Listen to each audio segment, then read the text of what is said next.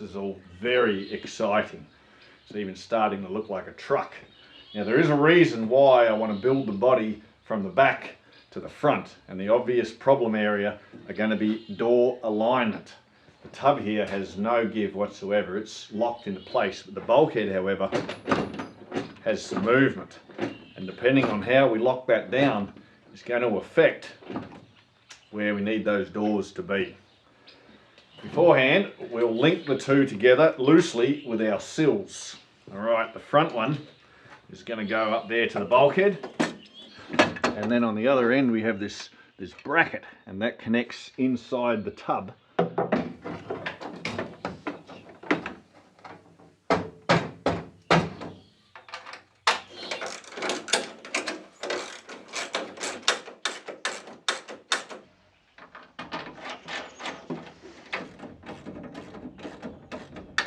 We have our sills loosely in place.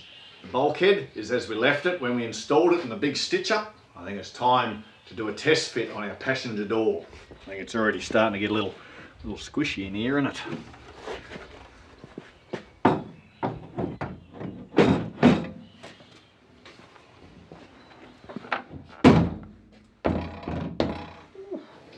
Well, straight off the bat, I think that's pretty close to perfect.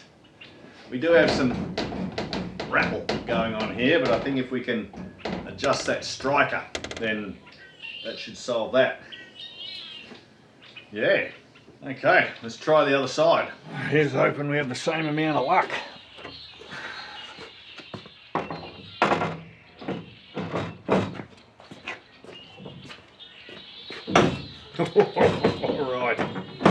Alright, now things are getting interesting.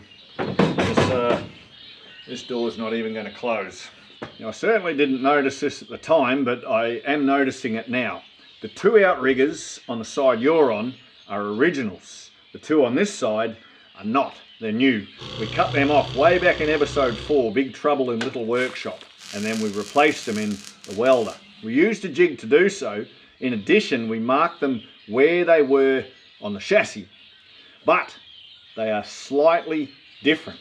If I draw your attention to where it bolts into the bulkhead, you can see on the driver's side there's like a little stumpy flange, but on the passenger side it's much more pronounced. In fact, it adds up to maybe 5 to 6 millimeters of distance, which may or may not have some effect on our door alignment.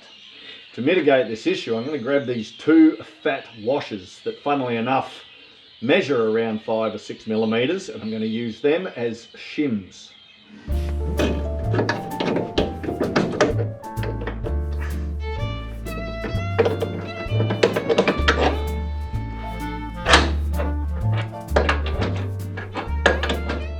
So we're just under 20 mil on that side, just under 20 mil on that side.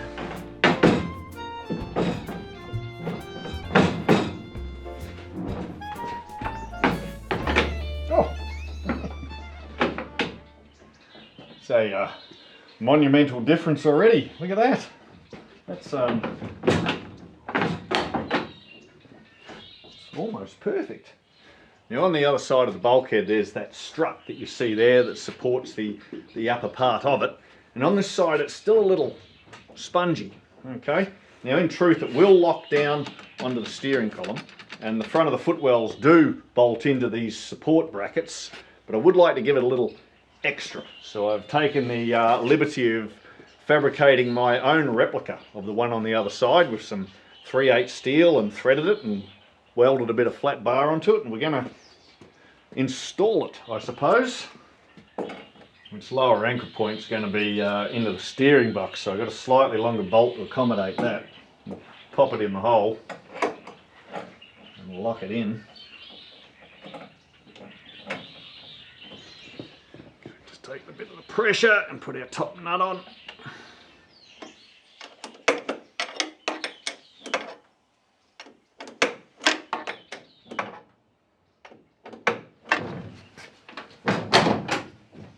Oh, gee whiz. Hey, I'm very happy with how that all worked out. That, yeah, much easier than I feared. And with all this up and down slop. It's not going to be perfect, but for what it is, I think we can just go through and lock this bulkhead down.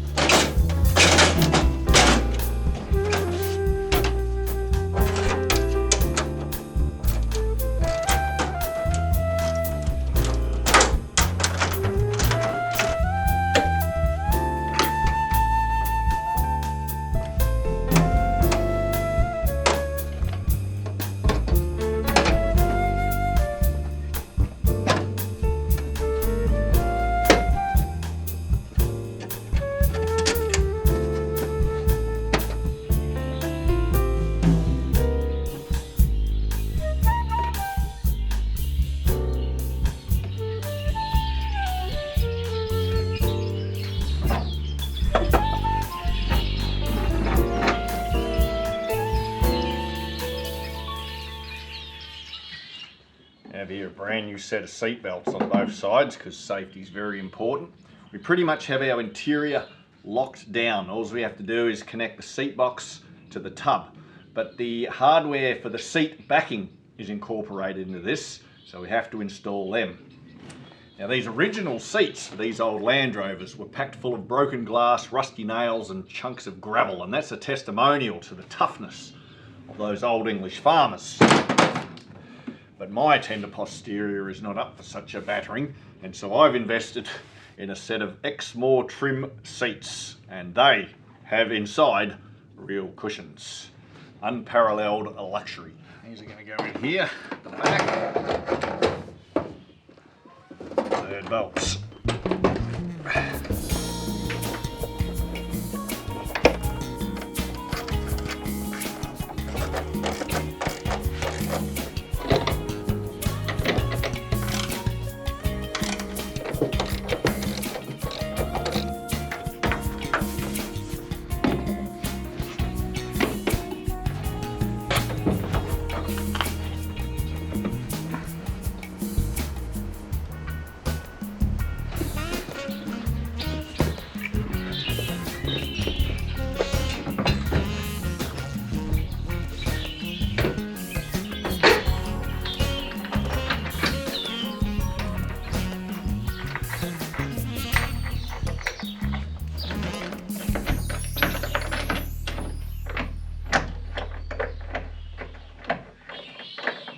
Down on that grubby workbench in 1,000 pieces is the original Lucas wiper motor that came with the truck, and I don't even think I could put it back together, let alone fix it.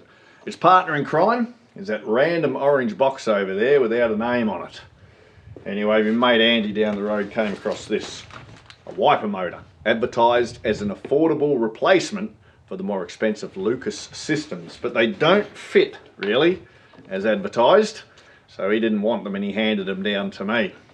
I was baffled by them quite some time, but I found them. They're AFI motors, that's Alpha Foxtrot India, and they're in the boating section. And when you come across them, you'll find the prices vary considerably, but there are also kits where the wiper arms and blades are already included in the deal. And the shafts, they come in different lengths and thicknesses as well. The hole we have to stick it in, that had to be drilled out a little wider as well to accommodate the thing. So first thing in is this thing. We also had to drill that. Now there is a seal. It goes on the back, and I do have them. I put them in a safe place, never to be found again. Okay. Now we can see there's a big gap right there. So we're going to need a spacer. Alright, pop that on there, because we are doing some modifications. A washer. A rubber doobalaccy. Another little dishwasher.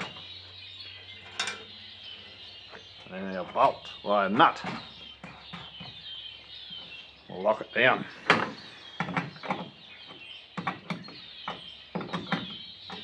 Now as for the wipers, these came off a Defender and they're bent. There's one for a left-hand drive, one for a right-hand drive. I didn't know which one I wanted, so I got one of each, which actually sounds a little silly now I'm voicing it. And inside we have these little adapters pressed into place. And we're going to pop this on over the top. From my observations, this thing does a 90-degree arc, so it's going to go whoosh, whoosh, whoosh. So if we put it roughly there, and we'll lock it down, and we'll worry about its exact positioning when we actually get things wired up.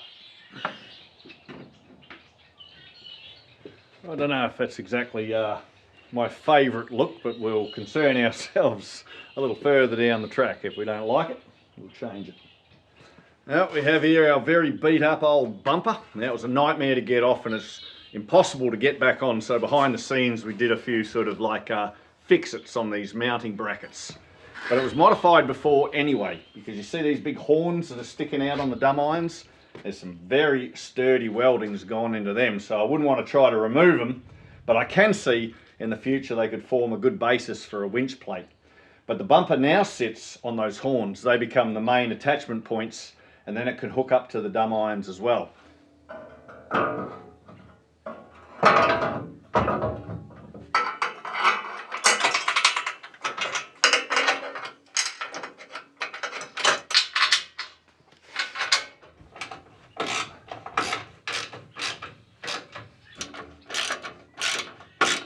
Now, by my reckoning, barring the installation of lights, everything from the bulkhead back was finished.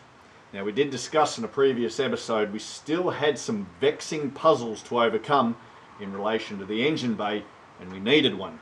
So as we go ahead and install the front section of our vehicle, we're doing so loosely, knowing full well that it's going to have to be taken apart again to allow access to work.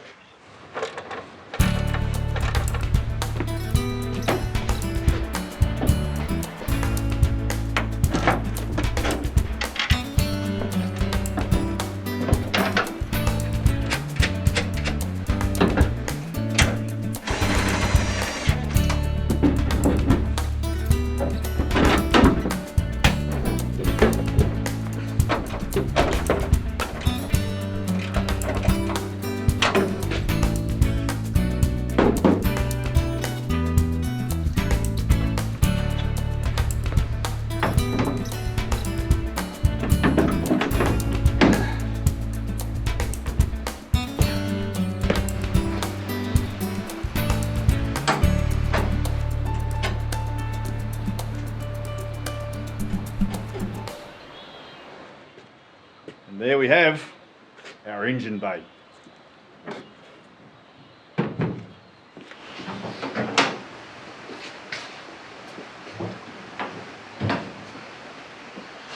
So as for the issues we need to resolve within the engine bay, I was hoping to have that all wrapped up within this one film. It's rapidly come to my attention that that's not going to happen, so we're going to have to split it up into two shorter films rather than one big long one. Now, the extra time allotted to us will allow us to discuss, after more than 5 years and over 30 episodes, when this project will end. Now, it's true you can tinker with Land Rovers forever and a day, but it's best to section it off into chapters. And our objective when we started out was to get this truck up and running, and we're very close to doing that now. So barring the running lights, the impromptu barbecue grill, and the logo, what we're seeing here is the final product, which viewers may notice does not look any different to the original product. We've managed to maintain our rustic Land Rover look, although when you see the running lights I intend to install, that will invalidate a lot of what I've just said there. Nothing wrong with a little hypocrisy and moderation. As I've said before, I wanted this vehicle to be very much like myself. Not pretty to look at, but functional under the hood if you keep your expectations low. Now when we received the truck, we not only got the upper part of the doors, but we got a truck cab as well, which would turn this into what we call over here a pickup. Now my mate Andy down the road, when he received his 86 inch, that came with a full hardtop sort of sedan, station wagon, whatever you want to call it. Now he went for the more time accurate hoops and canvas, so I was more than happy to take what he had on offer. So we have access to that as well. But hypothetically, once this vehicle's up and running, it's going to enter a test period. We just can't assume that everything's good. So that's going to be more than just a drive up to the letterbox and back. That's going to be weeks and possibly even months of driving and to see how everything pans out over time. Invariably, there's always going to be little tweaks and fixes along the way. So we don't want to make the body any more complicated until we can be assured that everything's good to go. And the last subject we need to discuss before we sign off is not one without controversy: rims and tyres. So these are the tyres that came with the vehicle, but they're not original to the vehicle, which was a much narrower tyre. These are 750 by 16s. Now over at the old pole barn where the feral cats live is a CJ5 Jeep that belongs to Summer's uncle. And I've taken that out for a few drives here and there to try and curb my enthusiasm to stay focused on this project. However, I think those narrow tyres do look kind of cool, and I've gone back and forward in my mind trying to decide what to do myself. So I did need some counsel, and I contacted one of my chief consultants, Mr. Lewis at Seriously Series, and also the local tyre man, as I shamelessly throw them under the bus, and they both said, keep what you have. Not only does it lift the vehicle higher, the tyres are more readily accessible at the shop, and you don't have to buy yourself a whole new set of rims. As Mr. Lewis said, save your money, and that'll stop you from hanging around the McDonald's trash can waiting for a little lunch, which I found quite offensive actually. I think if those cold, salty, soggy chips are good enough for the seagulls, they're good enough for me. So at risk of being crucified by the Land Rover community worldwide, I'm going to keep what I have.